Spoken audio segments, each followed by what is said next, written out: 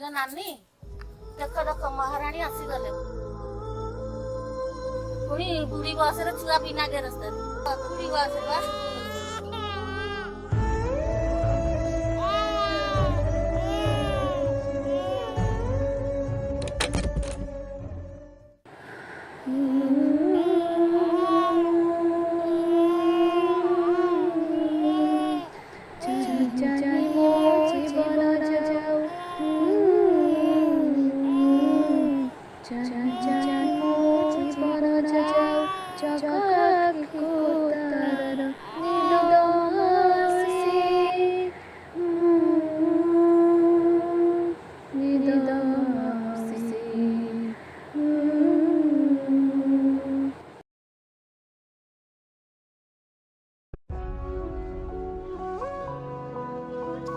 ଆସିଗଲି ଆସିଗଲୁ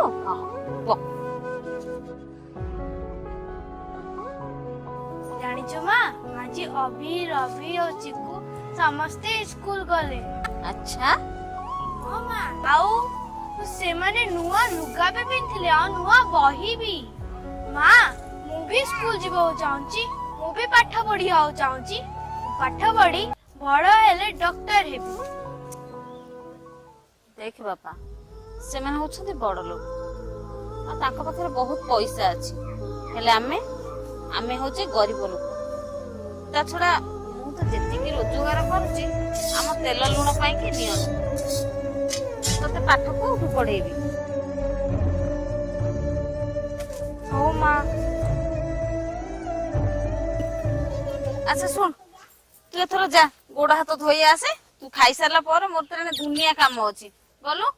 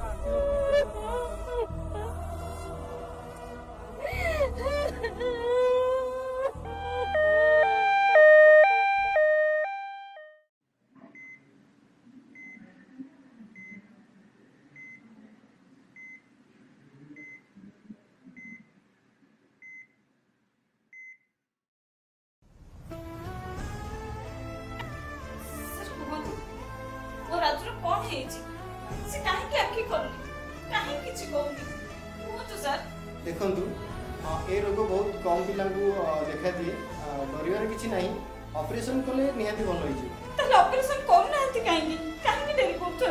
शुणु आपन कांद बंद करूँ जल्दी जाए काउंटर में 5 लाख डिपोजिट करूँ तापर ऑपरेशन स्टार्ट हो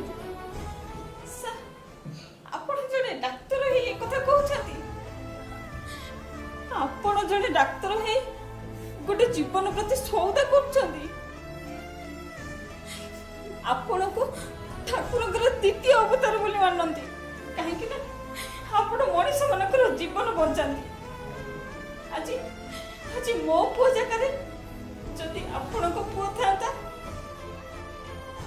देखो ମୁଁ ଆପଣଙ୍କ କଥା ବୁଝିପାରୁଛି ହେଲେ ଆପଣ ମୋ କଥା ଟିକେ ବୁଝନ୍ତୁ। ମୁଁ ଏଠି ଚାକିରି କରିଛି, ଏ ହେଉଛି ପ୍ରାଇଭେଟ୍ ହସ୍ପିଟାଲ। ଆପଣ ଯଦି ଟଙ୍କା ନ ଦେବେ ତ ସେମାନେ ରାଜୁକୁ ଏଠୁ ବାହାର କରିଦେବେ। ठीक अच्छे सर मु टंका जोगाड़ कर नहीं आप ऑपरेशन आरंभ करतु आसची सर नमस्कार। हे प्रभु से पिला आपको लगे आप माँ के साहू हो।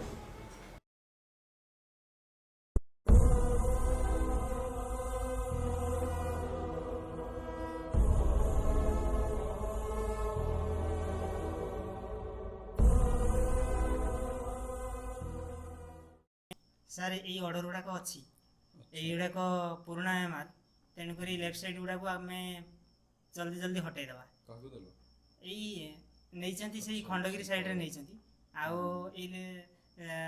Right side गुड़ाक Guru Prasad apartment वाला फाइनाल से 5 नहीं से कथा केते दिन पड़ी रही से पूरा काली हटी जी। नमस्कार आज्ञा मो देह बहुत खराब से मेडिकल रे पड़ी आपण मते दया करी 5 लाख टका देले मो पुओ जीवन बंची जीव सर मो जीवन सारा आपण को ए टैबलेट रे काम करी आपण को पैसा सुझी देबी सर।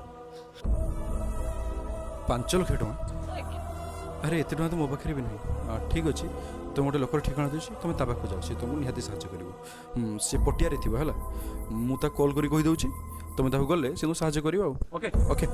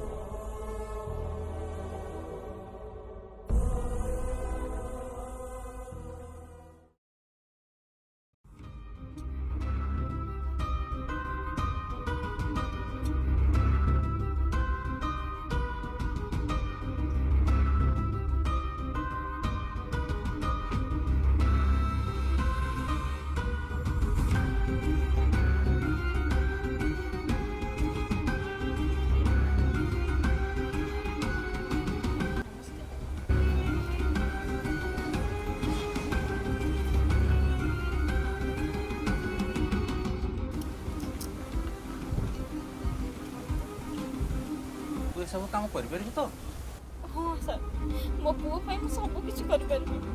आ सुन एक कथा जंती तो मो भीतर जदी गोटे कान रो दी कान को है ना ताले तो पुओ को सब दिन पई शेष कर नहीं सर मैं कथा कहारी को कहबिनी।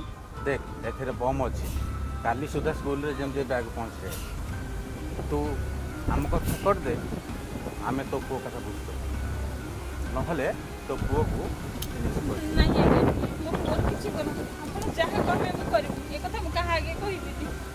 राइट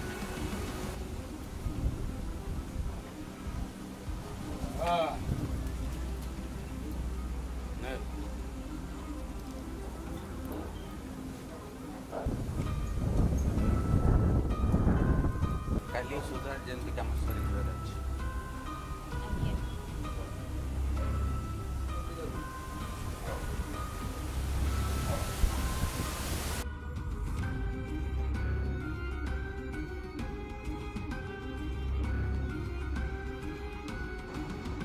मुई कौन करबा को जाउची मो पुओर जीवन बचैबा को जाई ମୁଁ ସାହସ ପୁଅଙ୍କ ଜୀବନକୁ ନେଇ ବିପଦରେ ପକେଇବାକୁ ଚାହୁଁଛି? ନା, ମୁଁ ଏମିତି କାମ କେବେ ବି କରିପାରିବିନି। ଶହ ଶହ ମାଙ୍କଠୁ ତାଙ୍କ ପୁଅକୁ ଅଲଗା କରିଦେବିନି। ମତେ କ୍ଷମା କରିଦବୁ ରାଜୁ, ମତେ କ୍ଷମା କରିଦବୁ।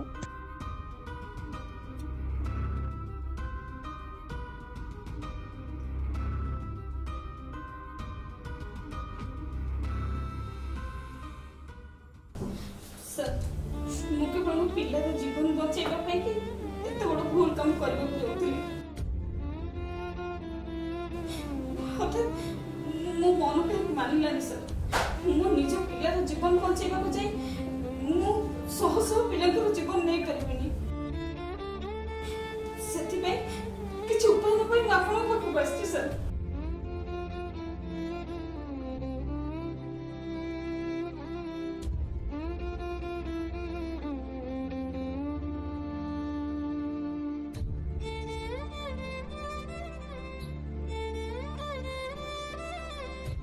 ଆପଣ ଜଣେ ବଡ଼ କ୍ରିମିନାଲ ଧରିବାରେ ଆମକୁ ବହୁତ ସାହାଯ୍ୟ କରିଛନ୍ତି। ଏଇ କିଛି ଦିନ ତଳେ ସେ ପୋଲିସକୁ ଚକମା ଦେଇ ଖସି ପଡ଼ିଥିଲା। ଆଉ ଆପଣଙ୍କର ସାହାଯ୍ୟ ପାଇଁ ଆପଣଙ୍କୁ ଓଡ଼ିଶା ପୋଲିସ ତରଫରୁ ଆଗାମୀ ଅଗଷ୍ଟ 15 ତାରିଖ ଦିନ ଖାଲି ସମ୍ମାନିତ କରାଯିବ, ତା ନୁହେଁ ଆପଣଙ୍କୁ ପୁରସ୍କୃତ ବି କରାଯିବ। ନାଇଁ ସାର୍, ମୁଁ ପୁରସ୍କୃତ ହେବାକୁ ଚାହୁଁନି। ଆପଣ ଏତିକି ଧୈର୍ଯ୍ୟ କରନ୍ତୁ, ମୋ ପୁଅ ଜୀବନଟିକୁ ବଞ୍ଚେଇ ଦିଅନ୍ତୁ ସାର୍। କ'ଣ ହେଇଛି ଆପଣ ପୁଅର? ମୋ ପୁଅ ଦେହ ବହୁତ ଖରାପ। ସେ ବର୍ତ୍ତମାନ ମେଡିକାଲରେ ପଡ଼ିଛି। ତାକୁ ଭଲ କରିବାକୁ ହେଲେ 5 ଲକ୍ଷ ଟଙ୍କା ଦରକାର ସାର୍। ଆଉ ଯାହା ପାଇଁ ମୁଁ ଏତେ ବଡ଼ ଭୁଲ କାମ କରିବାକୁ ଯାଉଥିଲି। ଆପଣ ଟିକେ ଭଲସେ ରୁହନ୍ତୁ।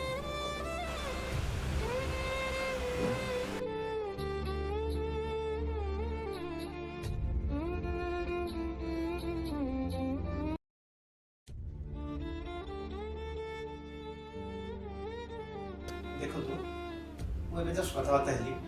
ଆପଣଙ୍କ ପୁଅର ଅପରେସନ୍ ପାଇଁ ଯାହା କିଛି ଆବଶ୍ୟକ ରାଜ୍ୟ ସରକାର ସବୁ ବହନ କରିବେ। ମୁଁ ଅଲରେଡ଼ି କଥାବାର୍ତ୍ତା ହେଇସାରିଛି। ଧନ୍ୟବାଦ ସାର୍। ଆପଣଙ୍କ ପୁଅର ସୁରକ୍ଷା ଆମ କର୍ତ୍ତବ୍ୟ। ବାସ୍ ଆପଣ ଖାଲି ଭଗବାନଙ୍କ ଭରସା ରଖନ୍ତୁ। ଧନ୍ୟବାଦ ସାର୍।